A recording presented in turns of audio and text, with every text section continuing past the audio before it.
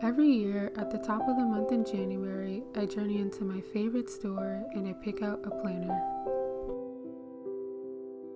This small annual ritual brings me joy because I like the feeling of promise that it holds. So I take my time looking through the aisles and flipping through the pages until I finally land on the perfect one. Then I take it home and I start writing away. But this year was a little different. Back in 2019, after going through a really challenging year, I decided that in 2020 I wouldn't even bother with buying a new planner because it just didn't seem like there would be much of a purpose in it. Then, a few weeks later around Christmas time, I received a package in the mail from a close friend. Some of my friends and I are known to give gifts to each other occasionally for the holidays. However, this wasn't something that I was expecting.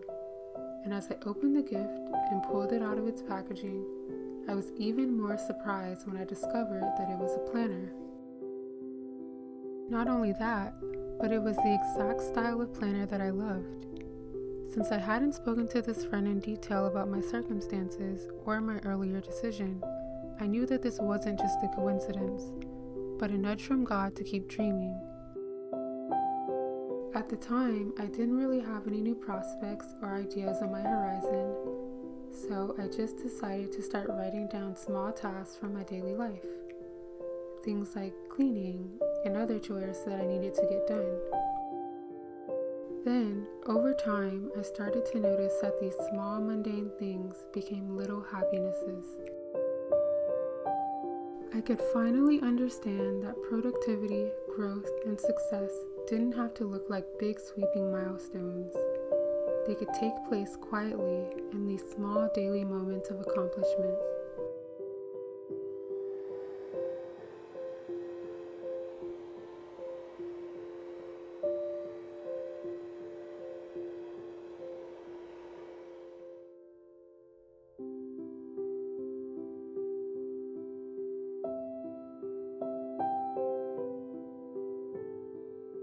From this vantage point, that nagging feeling of being lost or behind in life began to come into better focus.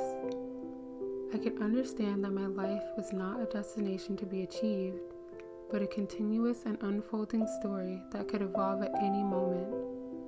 So my goal shouldn't just be to look towards the next big thing, but to steward what I already have well.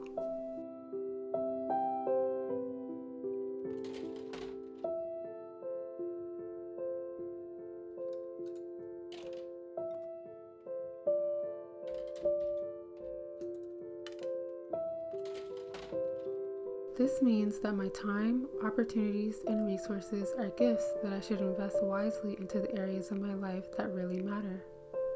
So I don't work aimlessly or strive to reach goals out of selfish ambition. Instead, I live my life day by day with intentionality, flexibility, and purpose.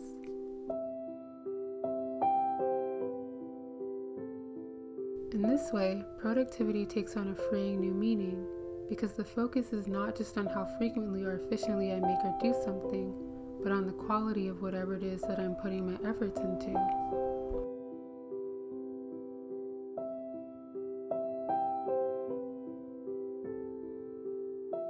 The truth is that much of that feeling of being behind in life stems out of comparison. We are constantly being inundated with information about other people and their lives all of the time, while simultaneously being indoctrinated by the world's standard of what we should find valuable. But in reality, we shouldn't be looking to the world for value anyway. We should be looking towards someone far greater.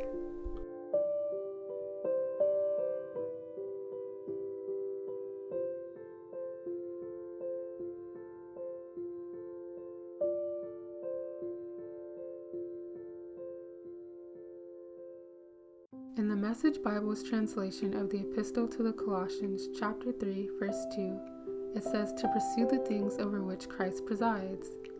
Don't shuffle along, eyes to the ground, absorbed with the things in front of you. Look up and be alert to what's going on around Christ. That's where the action is. See things from His perspective.